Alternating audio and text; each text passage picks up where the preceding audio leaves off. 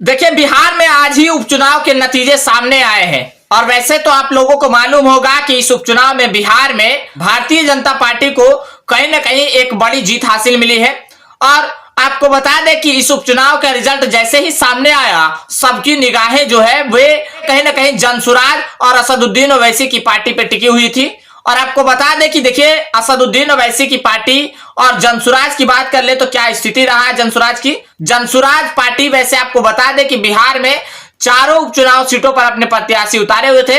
हालांकि जनसुराज की नजर सबसे ज्यादा अगर कहीं टिकी हुई थी तो वो बेलागंज सीट पर जनसुराज की वैसे तो आपको बता दें कि अच्छा खासा वोट मिला जनसुराज को, लेकिन कामयाबी हासिल नहीं मिली। वहां से जनता दल यूनाइटेड के मनोरमा देवी को जीत मिली। लेकिन आपको बता दें कि जो निगाहें जो टिकी हुई थी, वो जो लोगों की निगाहें टिकी हुई थी वे असदुद्दीन ओवैसी की पार्टी और जनसुराज पे टिकी हुई थी। जनसुराज का जहां जहां प्रत्याशी था वहां वहां अच्छा खासा वोट मिला है। लेकिन आपको बता दें कि सबसे ज्यादा मेहनत करने के बाद बेलागंज में जनसुराज की कोई अच्छा खासा प्रदर्शन नहीं रहा। बेलागंज में जनसुराज को तो वोट मिला ही मिला, लेकिन जीत हासिल नहीं हो सकी।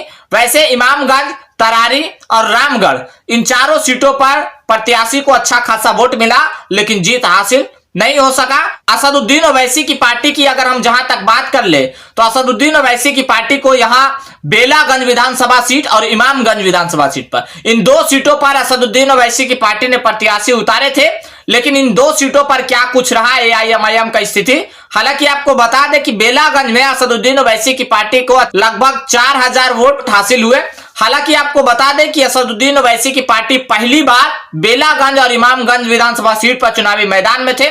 अगर हम इमामगंज की बात कर ले तो इमामगंज पर असदुद्दीन ओवैसी की पार्टी को लगभग 7000 वोट असदुद्दीन ओवैसी की पार्टी को मिले। हालांकि आपको बता दें कि पहली बार इन दो सीटों पर चुनावी मैदान में असदुद्दीन ओवैसी की पार्टी एआईएमआईएम ने अपने प्रत्याशी को उतारा था, लेकिन यह कयास नहीं था कि असदुद्दीन ओवैसी की पार्टी को इतना खासा वोट मिलेगा। वे कहा जा रहा है कि असदुद्दीन ओवैसी की पार्टी एआईएमआईएम की वजह से हार हुई है। हालांकि जितना वोट असदुद्दीन ओवैसी की पार्टी को मिला, उतना वोट अगर राष्ट्रीय जनता दल को मिल जाता तो ये हार निश्चित तौर पर राष्ट्रीय जनता दल को नहीं होती। यही देखिए, असदुद्दीन ओवैसी की पार्टी एआईएमआईएम के नेता कहते हैं, लगातार कहते हैं कि अगर हार का डर है उन्हें तो हमसे गठबंधन क्यों नहीं कर लेते।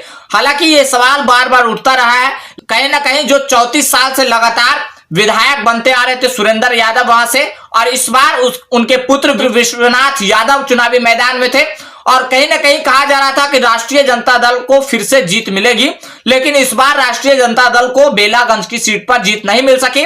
कहीं ना कहीं मनोरमा देवी जो है यहां से बाजी मार ली। अब कहीं ना कहीं यह भी कहा जा रहा है कि जनसुराज यानी कि अमजद खान को चुनावी मैदान में उतारने से कहीं ना कहीं मुस्लिम वोट जो है वो बिखर गया और यही कारण रहा कि बेलागंज की सीट पर राष्ट्रीय जनता दल को हार मिली। और उसके बाद कहीं ना कहीं दूसरा फैक्टर यह भी बताया जा रहा है कि असदुद्दीन ओवैसी की पार्टी एआईएमआईएम के चुनावी मैदान में उतरने से राष्ट्रीय जनता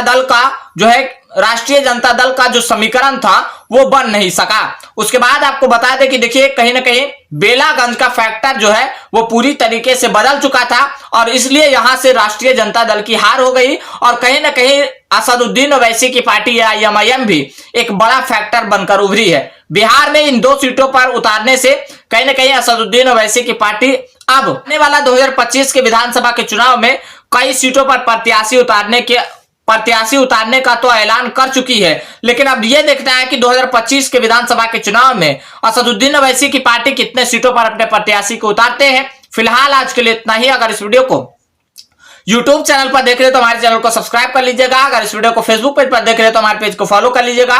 कमेंट बॉक्स में अपनी प्रतिक्रिया जरूर दें। मिलते हैं अगली वीडियो में, तब तक के लिए जय हिंद, जय भारत।